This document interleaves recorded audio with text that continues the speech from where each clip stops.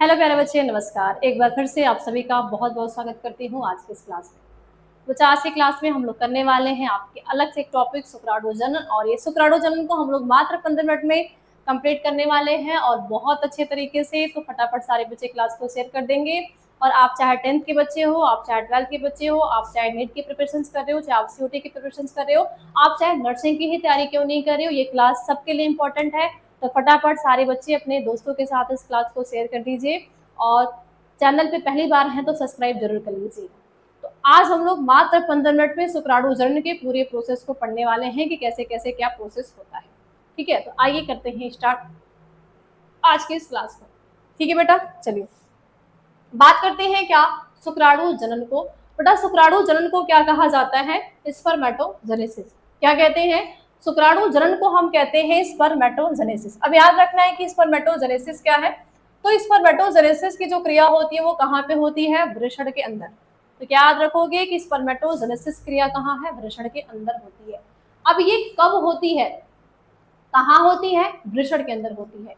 कब होती है मतलब किस एज में होती है हम, और ये किस में होती है? तो बेटा याद रखना, ये मेल्स के अंदर होती है, नहीं लड़कों के अंदर होती है। और कब होती है?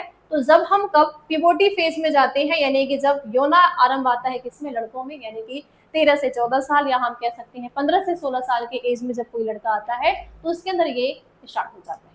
ठीक है, क्या होता है बेटा? हमारी हाइपोथैलेमस, यानी हमारे ब्रेन्स में एक ग्रंथि पाई जाती है, ग्लैंड्स पाई जाती है, जिसको कहते हैं हाइपोथैलेमस।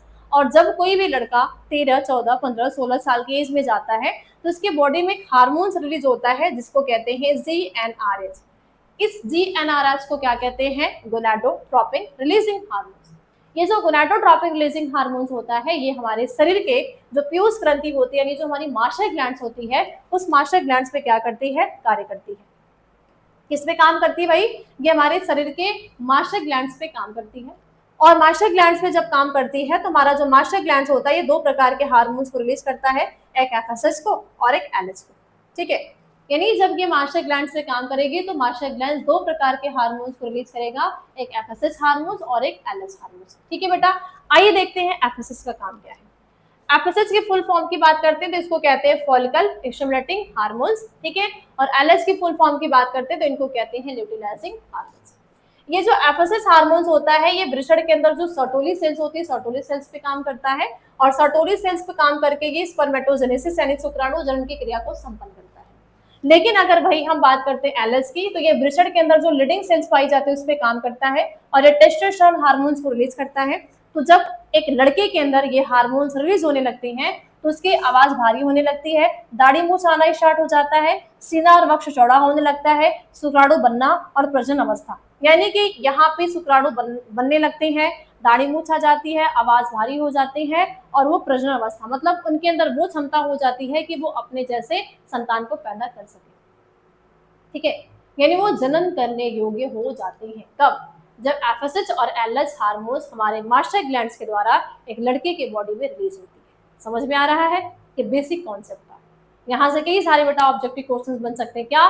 जैसे कि हाइपोथैलेमस कौन से ग्लैंड्स को रिलीज कौन से हार्मोन्स को रिलीज करता है? तो gonadotropin releasing hormones. Gonadotropin releasing hormones किस पे काम करता है? मास्टर ग्लैंड्स पे काम करता है। मास्टर ग्लैंड्स कितने हार्मोन्स को स्रावित करता है? दो को, एफएसएच, एलएच। एफएसएच का फुल फॉर्म क्या होता है? पीछे लिख गया। एलएच का फुल फॉर्म क्या होता है? पीछे मैंने लिख दिया। ठीक है, एफएसएच किस पे काम करता है? सर्टोली कोशिका पे काम करता है। सर्टोली कोशिका पे काम करता है तो क्या बनाता है? शुक्राणु बनाता है। अच्छा, एलएच अगर किस पे काम करता है? लीडिंग सेल्स पे। लीडिंग सेल्स पे काम करता है तो क्या होता है? हार्मोन्स रिलीज होता है। कौन सा हार्मोन्स रिलीज होता है? तो टेस्टोस्टेरोन रिलीज होता है। तो जब एक लड़के की बॉडी में टेस्टोस्टेरोन रिलीज हो जाते हैं तो क्या क्या बनता है? तो भाई आवाज भारी हो जाती है, दाढ़ी मूछ आते हैं, शुक्राणु बनना स्टार्ट हो जाते हैं, वक्ष चौड़े होने लगते हैं। या क्या पूछना है, अब तो हम बिल्कुल पावरफुल हो गए हैं, हम तो बिल्कुल मजबूत हो गए हैं, अब मेरे आगे कोई नहीं है ना? यही सोचते ना, यही हमारी थिंकिंग होती है। तो ये सारे जो सिम्टम होते हैं, जो लक्षण होते हैं, वो इस हार्मोन्स का देन होता है। प्यार मोहब्बत सब क्या है? ये हार्मोन्स की ही देन होती है। ठीक है बेटा, ये स्टार्टिंग फेज होती है। अब चलते हैं आगे। अच्छा, अब मैम होता कहाँ है? तो हमारे पास क्या है? एक नर जनन तंत्र। ठीक है, तो ये नर जनन तंत्र के वृषण में होता है। वृषण कहाँ सुरक्षित होता है? तो वृषण एक वृषण कोष यानी एक थैली होती है, इस थैली में लटकी हुई संरचना होती है, उदर गुहा से बाहर होता है। क्यों होता है? क्योंकि ये टेम्परेचर को मेंटेन करता है या डाउन करता है, क्योंकि शुक्राणु बनाने के लिए हमारे शरीर का 37 डिग्री सेल्सियस होता है, तो 37 डिग्री सेल्सियस पे स्पर्म नहीं बन सकता है। तो 37 डिग्री सेल्सियस से डाउन होना चाहिए स्पर्म बनने के लिए। तो ये क्या करते हैं, 2 से 3 डिग्री सेल्सियस को डाउन रखते हैं, इसीलिए ये क्या है, उदर गुहा से बाहर एक वृषण कोष वाली थैली में लटके हुए होते हैं और एक जोड़ी पाया जाता है। अब इनके अंदर क्या क्या पाई जाती है, तो जब अंदर से इनका हम टीएस कट करते हैं तो इनमें हमें मिलता है वृषण पालिका, जिनकी संख्या 250 से 260 है। ये आपके बोर्ड में पूछा जाता है, आपके नीट में, आपके सीयूटी में, आपके नर्सिंग में, कि वृषण पालिका कितनी होती है, वृषण के अंदर कितनी पालिकाएं होती है, याद रखना है 250 से 260। ठीक है। अच्छा, वृषण पालिका के अंदर क्या पाई जाती है, तो इनके अंदर होता है शुक्रजनक नलिका। अच्छा, इनकी संख्या कितनी होती है, तो याद रखना 1 से 3, यानी किसी में 1, किसी में 2, किसी में 3, इतना ही होती है। अच्छा, अब इस शुक्रजनक नलिका के अंदर क्या होती है, यहाँ पे आपके लीडिंग सेल्स भी पाई जाती हैं, क्योंकि यहाँ पे अंदर अंतराली अवकाश पाए जाते हैं, तो अंतराली अवकाश में क्या है, छोटे छोटे लीडिंग सेल्स भी पाई जाती है। ठीक है, ये चीज आपने याद रखना है। अब चलते हैं आगे। जब हम क्या करते हैं, एक शुक्रजनक नलिका को लेते हैं, तो हमें यहाँ पे 2 सेल्स मिलती है, एक नरजननी कोशिका मिलती है जो शुक्राणु को बनाती है, और एक सटोरी कोशिका मिलती है जो क्या करती है, पोषण देती है। और नरजननी सेल्स और शुक्राणु कोशिका के बीच में गैपिंग स्थान होता है, जिसको कहते हैं अंतराली क्षेत्र, जिसमें लीडिंग सेल्स पाई जाती हैं, जो क्या करती हैं, टेस्टोस्टेरोन को रिलीज करती है। तो जैसे ही मेल की बॉडी में हार्मोन्स रिलीज होगा तो सारे द्वितीयक लैंगिक लक्षण उभरेंगे, और ये सर्टोली सेल्स क्या करेगी, स्पर्म को न्यूट्रिशन प्रोवाइड करने का काम करेगी। ठीक है, ओके बेटा, ठीक है। चलिए अब चलते हैं, और शुक्रजनक नलिका को क्या कहा जाता है, सेमनीफेरस ट्यूब्यूल कहते हैं। क्या कहते हैं भाई, याद रखना है कि इनको हम सेमनीफेरस ट्यूब्यूल कहते हैं। अब बात करते हैं स्पर्मेटोजेनेसिस। अच्छा मैम, स्पर्मेटोजेनेसिस कब तक होता है, तो याद रखना है फुल एज तक, मतलब कि ये फुल एज तक क्या करते हैं, स्पर्म बनाते हैं। मतलब पुरुषों में क्या है भाई, उसके फुल एज तक भले वो वृद्ध हो जाएंगे, लेकिन उसमें स्पर्म बनेंगे, कम ही बनेंगे लेकिन बनेंगे, कम ही बनेंगे लेकिन बनेंगे। लेकिन फीमेल्स में ऐसा नहीं है, कोई भी फीमेल्स 45, 46, 47, 48 के एज में जब जाती है तो उसमें स्पर्म बनना बंद हो जाता है, लेकिन मेल में ऐसा नहीं है। ठीक है, अब इसके डेफिनेशंस की बात कर लेते हैं कि शुक्राणुजनन की डेफिनेशंस क्या होती है। तो वृषण के अंदर शुक्रजनक नलिका के नरजन्मी कोशिका में अर्धसूत्रीय विभाजन द्वारा शुक्राणु निर्माण की क्रिया को हम क्या कहते हैं, शुक्राणु जनन कहते हैं। या फिर हम नॉर्मल से एक छोटी सी डेफिनेशन ये भी लिख सकते हैं, क्या क्या लिख सकते हैं, शुक्राणु निर्माण की क्रिया, शुक्राणु बनने की क्रिया, बनने की क्रिया को शुक्राणु जनन कहते हैं, शुक्राणु जनन कहते हैं। अच्छा, कहाँ होती है, जब आपसे क्वेश्चन हो भाई कहाँ होती है, शुक्राणु कहाँ बनते हैं, ठीक है, कहाँ होती है, ठीक है, तो कहाँ की बात याद रखना है, वृषण के अंदर। अच्छा, वृषण के अंदर कहाँ पे, वृषण पालिका के अंदर। ठीक है, वृषण पालिका के अंदर क्या पाई जाती है, शुक्रजनक नलिका। इनके अंदर क्या पाई जाती है भाई, शुक्रजनक नलिका। तो इसी शुक्रजनक नलिका में क्या होता है, यानी जिसको कहते हैं सेमनीफेरस ट्यूब्यूल, तो इसी सेमनीफेरस ट्यूब्यूल में क्या बनते हैं भाई, शुक्राणु बनते हैं। ये बात आपने याद रखनी है। ठीक है, ये बात आपने क्या करनी बेटा, याद रखनी है। ठीक है, चलिए आगे चलते हैं। अब देख लेते हैं, तो हमने क्या देखा कि शुक्राणु जनन कोशिका है, जिसको हम नर जन्म कोशिका भी कहते हैं, यानी कि शुक्राणु जनन कोशिका है, और इस शुक्राणु जनन कोशिका को हम क्या कहते हैं, नर जन्म कोशिका के नाम से भी जाना जाता है। तो ये समसूत्री विभाजन करती हैं, समसूत्री विभाजन से क्या करती है, स्पर्मेटोगोनिया का निर्माण करती है। अब 1 से 2 सेल्स बनी, एक था, एक सेल्स थी, एक सेल से 2 सेल्स बन गई। ठीक है, इस 2 सेल्स में से एक सेल्स क्या करेगी, वृद्धि करके मतलब अपने आप को थोड़ा सा मोटा करके, कहते ना जैसे 2-4 लोग हैं, उसमें से एक बहुत ज्यादा मोटा हो जाए, 4-5 का ग्रुप हो, और 4-5 के ग्रुप में आप एक सारे मीडियम वाले हो, सारे जो बच्चे हैं वो क्या हो, मीडियम वाले हो, लेकिन उनमें से एक ऐसा बच्चा हो जो मीडियम वाला ना हो, बल्कि एकदम हुष्ट पुष्ट वाला हो। ठीक है, कैसा हो, बिल्कुल एकदम हुष्ट पुष्ट वाला हो। ठीक है, तो यहाँ पे जो स्पर्मेटोगोनिया होता है, ये ग्रोथ करके यानी वृद्धि करके क्या करता है, प्राथमिक शुक्राणु कोशिका का निर्माण करता है। इस प्राथमिक शुक्राणु कोशिका को कहते हैं प्राइमरी स्पर्मेटोसाइट सेल्स, जो कि द्विगुणित। आपसे पूछा जाता है कि प्राथमिक शुक्राणु कोशिका अगुणित होती है कि द्विगुणित, आप बोलोगे द्विगुणित होती है। अगर n और 2n में पूछा जाएगा तो आपको टिक क्या करना है, 2n होती है, n कभी मत करना, ठीक है। चलिए अब आगे देखते हैं। अब आगे क्या है, जब ये प्राइमरी स्पर्मेटोसेल्स क्या करती है, अर्धसूत्र विभाजन। तो जब ये पहली बार विभाजन करती है, अब ये एक बनी, ये पहली बार जब विभाजन करती है तो एक से दो बनाती है। इस सेल्स को क्या कहते हैं, द्वितीयक शुक्राणु कोशिका, और इंग्लिश में इसको कहा जाता है अर्धसूत्री सेकेंडरी, या फिर हम इसको कहते हैं सेकेंडरी स्पर्मेटोसाइट, ठीक है। हम इनको क्या कहेंगे कि ये है सेकेंडरी सेकेंडरी स्पर्मेटो स्पर्मेटोसाइट्स,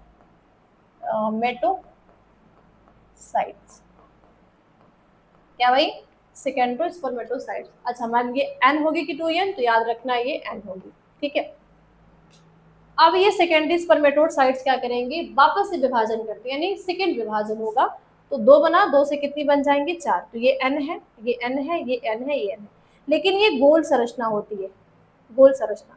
तो अब इसमें ना तो कोई फ्लैजला है, ना तो कोई सीलिया है, और हम क्या कहते हैं कि निषेचन के लिए एक बच्चे को, यानी मनुष्य को मनुष्य जाति बनाने के लिए स्पर्म को अपने शरीर से निकल के महिला के शरीर में जाना पड़ता है। तो भाई एक मान लो, एक यहाँ पे मैं फीमेल्स हूँ और मेरे बगल में एक मेल्स आ जाए, ठीक है। अब मेल के स्पर्म को मेरी बॉडी में डालना है, मेरे बॉडी में डालने के लिए भाई कुछ तो मेथड चाहिए, ठीक है। वो तो होता है कि भाई आपके मैथुन क्रिया होगी, वो ठीक है, लेकिन वो जो गैमेट है आप उसको हाथ से तो डालोगे नहीं, ठीक है, आप हाथ से तो बॉडी में जाएगा नहीं, उसके जाने के लिए क्या चाहिए आपको, कुछ ऑर्गन चाहिए, तो उसके पास होता है टेल।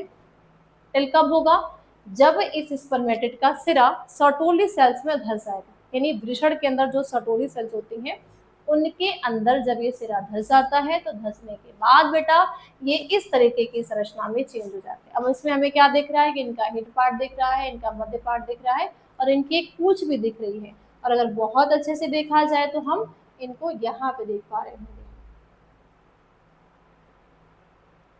ठीक है। इस तरीके की संरचना आपको दिख रही है। तो ऊपर क्या है, हेड है, मध्य है, टेल है। तो हेड में क्या होता है भाई, केंद्रक है, मध्य में माइटोकॉन्ड्रिया होता है, और टेल क्या करता है, मूवमेंट करने, यानी कि यहाँ पे गति करने के लिए क्या करता है बेटा, यहाँ पे गति करने का ये काम करता है, यानी कि हम ये कह सकते हैं कि ये यहाँ पे गति करने के लिए जिम्मेदार है, क्या करने के लिए, यहाँ पे ये गति के लिए जिम्मेदार है, ठीक है। बात समझ में आ गई, चलिए ये तो समझ में आ गया।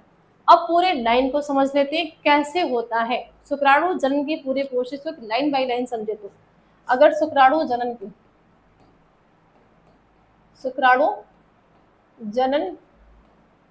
के प्रोसेस को लाइन बाय लाइन समझे तो कहाँ पे होता है, पहले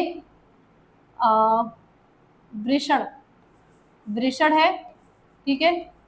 वृषण के अंदर बेटा क्या है, कहेंगे कि मैम शुक्र जनक नलिका है, ठीक है, शुक्रजनक नलिका है, और शुक्रजनक नलिका में क्या है, नर जन्म कोशिका है, यस बेटा।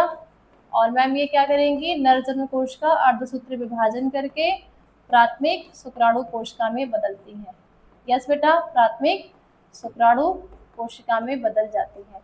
फिर ये जो प्राथमिक शुक्राणु कोशिका होती है, मैं यहाँ से कहाँ से लिखे, नीचे से ना, यहाँ से करती हैं। फिर ये प्राथमिक शुक्राणु कोशिका किसमें बदल जाती है मैम, द्वितीयक शुक्राणु कोशिका में, किसमें, द्वितीयक शुक्राणु कोशिका में बदल जाती है, ठीक है। तो फिर ये द्वितीयक शुक्राणु कोशिका में फिर से विभाजन होता है, तो ये बनाता है शुक्राणु पशु को, शुक्राणु पशु बनाता है, और फिर बेटा ये शुक्राणु पशु किसमें चेंज हो जाता है, शुक्राणु में। तो ऐसे करके लाइन करके आपका एक ऑब्जेक्टिव क्वेश्चन आएगा, तो ये वाले जो लाइन आपकी सही होगी। अगर पूरा यहाँ से यहाँ तक का दिया होगा तो ये होगी, या फिर यहाँ से अगर स्टार्ट किया होगा यहाँ से यहाँ तक, तो आप इसको ही टिक करना, ठीक है, ओके बेटा। अच्छा अब फिर मैम स्पर्म का रास्ता क्या होता है, पाथवे की बात करते हैं, किसके, स्पर्म के पाथवे की, स्पर्म पाथवे, पाथवे यानी इनका रास्ता कैसा होता है। देखो हम क्या कहेंगे, ये बनता कहाँ है, वृषण है, ठीक है, वृषण के अंदर शुक्र जनक शुक्रजनक नलिका में बनता है। फिर शुक्रजनक नलिका में बनने के बाद, ठीक है, कहाँ जाता है? अधिवृषण में मैच्योर होने के लिए, परिपक्व होने के लिए। ठीक है बेटा, फिर अधिवृषण से ये शुक्रवाहक में जाता है, शुक्रवाहक में जाता है। और जब ये शुक्रवाहक में जाता है, ठीक है, शुक्रवाहक में जाता है और शुक्रवाहक से ये सकलन नलिका में जाता है, सकलन सकलन नलिका में जाता है।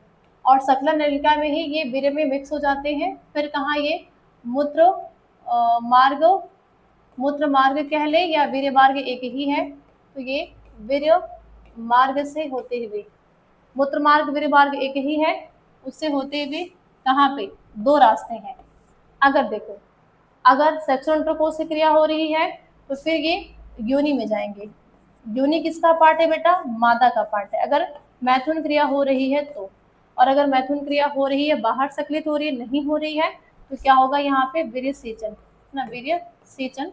तो वीर्य सेचन में अगर देखो, वीर्य सेचन में अगर क्या है कि फीमेल्स के साथ मैथुन क्रिया हो रही थी फीमेल्स की बॉडी में, अगर नहीं हो रही है तो हम ये कहेंगे शरीर के बाहर, शरीर के बाहर क्या कर दिया जाता है? इसको सक्रिय करते हैं। कहाँ पे? बॉडी के बाहर इसको क्या करते हैं? सक्रिय करते हैं। तो ये क्या है? एक आपका पूरा रास्ता है। ये पाथवे, पाथवे का मतलब एक रास्ता, मतलब किस रास्ते से होकर गुजरता है, बना मेल के बॉडी में। और अगर मैथुन क्रिया हुआ तो फीमेल्स के बॉडी में गया, नहीं हुआ तो शरीर के बाहर गया। ठीक है, ये चीज याद रखना एक बार में। ठीक है, एक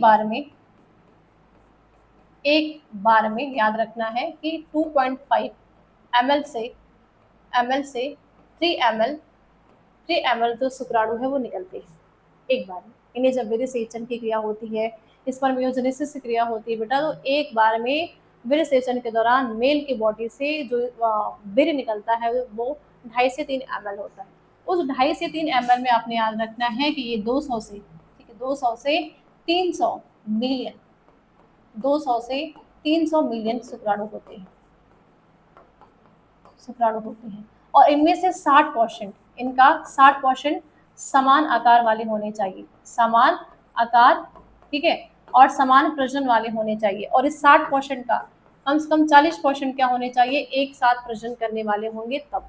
अब अगर एक बार सकलन हो रहा है और एक बार में अगर मान लो बेटा 20 मिलियन शुक्राणु निकल रहा है, 20 मिलियन निकल रहा है, तो ये पुरुष क्या है? बंध है, यानी ये बंधता की तरफ जाएगा, जिसको हम क्या कहते हैं? बांझपन कहते हैं। क्या कहते हैं? बांझपन कहते हैं। तो उम्मीद होगी कि आप सभी को शुक्राणु जनन के जो टॉपिक है वो बहुत अच्छे से समझ में आई होगी, कोई दिक्कत परेशानी नहीं होगी। ऐसे ही इंटरेस्टिंग क्लास को, छोटी छोटी क्लास को देखने के लिए चैनल पर बने रहिए। तो पहली बार आए हैं तो सब्सक्राइब जरूर करिएगा और इस क्लास को ज़्यादा से ज़्यादा शेयर करिएगा, क्योंकि कम समय में ज़्यादा से ज़्यादा डिटेल में चीज़ों को समझना है। ठीक है, तो चलिए bye bye, take care, good night, love you. मिलते हैं अगली क्लास में शुक्राणु की संरचना के साथ। तो लास्ट में कमेंट जरूर कर देना क्लास कैसी लगी, कोई दिक्कत परेशानी होगी तो फिर भी कमेंट कर सकते हो। ठीक है, और पीडीएफ नोट्स के लिए आप Telegram channel Sushma ma'am biology को फॉलो कर सकते हो। आप इंस्टा पे मुझे फॉलो कर सकते हो सुषमा मैम बायोलॉजी के नाम से। आप व्हाट्सएप चैनल पे भी फॉलो कर सकते हो सुषमा मैम साइंस के नाम से। ठीक है, तो बस बेटा आज के लिए इतना ही, मिलते हैं अगली क्लास में।